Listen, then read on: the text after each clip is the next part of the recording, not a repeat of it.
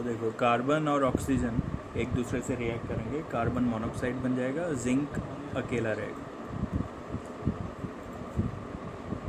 Okay, carbon का use करके भी कर सकते हो रिडक्शन, या फिर कार्बन मोनोऑक्साइड का यूज़ करके भी कर सकते हो। अगर कार्बन मोनोऑक्साइड लेते हो तो कार्बन मोनोऑक्साइड और ऑक्सीजन ये बन जाएगा कार्बन डाइऑक्साइड, जिंक रहेगा ये। तो ये हमें मिल गया प्योर जिंक, फिर उसकी रिफाइनिंग होगी।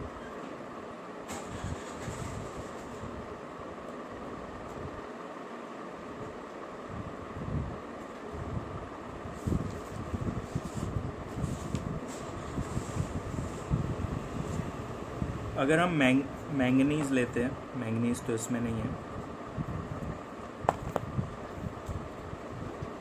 कार्बन का यूज़ करके भी रिडक्शन कर सकते हैं, या तो फिर डिस्प्लेसमेंट रिएक्शन का यूज़ करके भी रिडक्शन कर सकते हैं। We can also use displacement reaction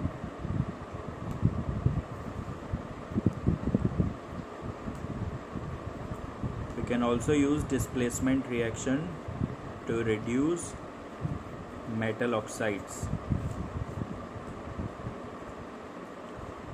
अब डिस्प्लेसमेंट अगर आपको करवाना है तो आपको जो दूसरा मेटल लाओगे वो हाईली रिएक्टिव होना चाहिए। रिएक्टिव होगा तभी तो वो उसके ऑक्सीजन को निकाल पाएगा, डिस्प्लेस कर पाएगा।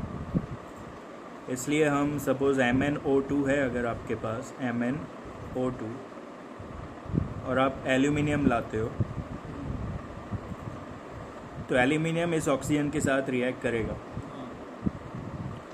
लेकिन दो ऑक्सीजन की चार्ज कितनी हुई -4 और एक एल्यूमिनियम की हुई +3। तो अब क्या करेंगे, इधर 3 को इससे मल्टीप्लाई कर देंगे, 4 को इससे, तो 3MnO2 + 4Al। तो ये बन जाएगा आपका 4 एल्यूमिनियम है, ऑक्सीजन 6 हो गए, एल्यूमिनियम 4 है, ऑक्सीजन 6, कुछ कॉमन निकल रहा है, 2 कॉमन निकाल लो तो Al2O3 एल्यूमिनियम ऑक्साइड बन गया। बाकी मैंगनीज कितने रहे, 3, तो 3Mn ऐसा में। तो इस तरीके से हम मेटल डिस्प्लेसमेंट का यूज़ करके भी इसका ऑक्सीजन निकाला हमने। ऑक्सीजन निकाल रहे हो मतलब रिडक्शन कर रहे हो। तो मेटल ऑक्साइड से मेटल बना लिया बाय यूजिंग डिस्प्लेसमेंट रिएक्शन। वैसे ही Fe2O3 है अगर आपके पास आयरन ऑक्साइड, उसको अगर आप एल्यूमिनियम से रिएक्ट करवाओ, 3 ऑक्सीजन की चार्ज होगी -6, एल्यूमिनियम की होगी +3। तो बैलेंस करने के लिए खाली 2 एल्यूमिनियम ही चाहिए, +6 हो जाएगा। चलो, तो 2 एल्यूमिनियम 3 ऑक्सीजन Al2O3 हो गया, 2 Fe ऐसे ही रह गए तो 2Fe लिख देंगे। तो इस तरीके से आपका आयरन भी रिडक्शन होके आयरन मिल गया आपको, फिर उसकी रिफाइनिंग कर सकते हो।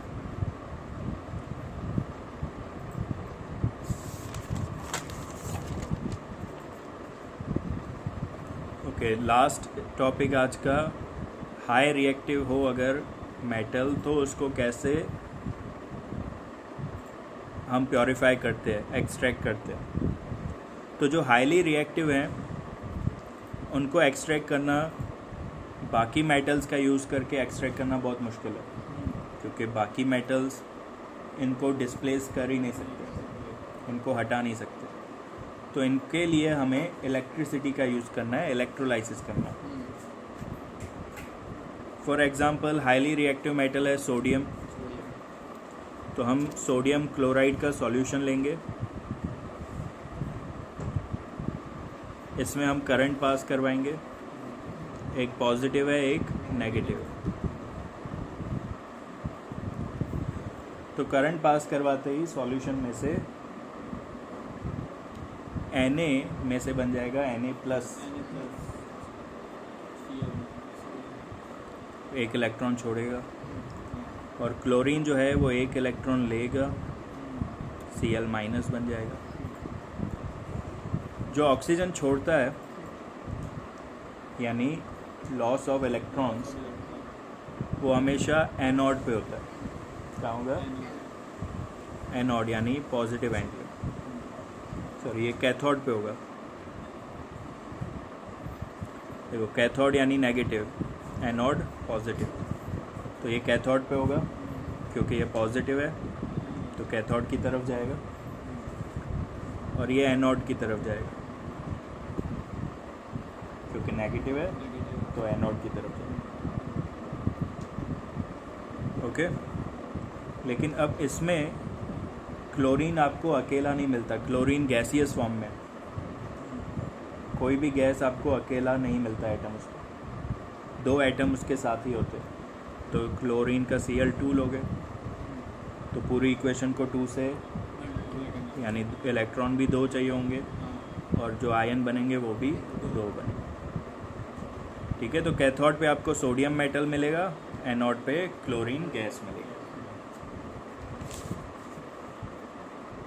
तो कैथोड पे ये सोडियम डिपॉजिट होना शुरू हो जाता है, एनोड पे क्लोरीन गैस फिल होना शुरू हो जाता है।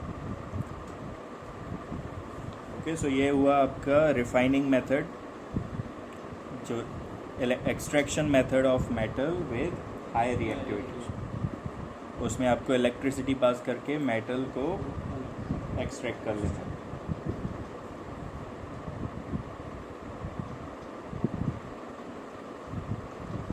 नेक्स्ट लेक्चर में हम रिफाइनिंग ऑफ मेटल्स स्टार्ट करेंगे और करोजन का टॉपिक, तो नेक्स्ट लेक्चर में ये चैप्टर कंप्लीट हो जाएगा। ओके, इस वीडियो को देख के एक बार रिवाइज कर लेना अच्छे से टेक्स्ट बुक में से, कुछ भी नहीं समझ में आए तो मुझे मैसेज कर देना व्हाट्सएप पे।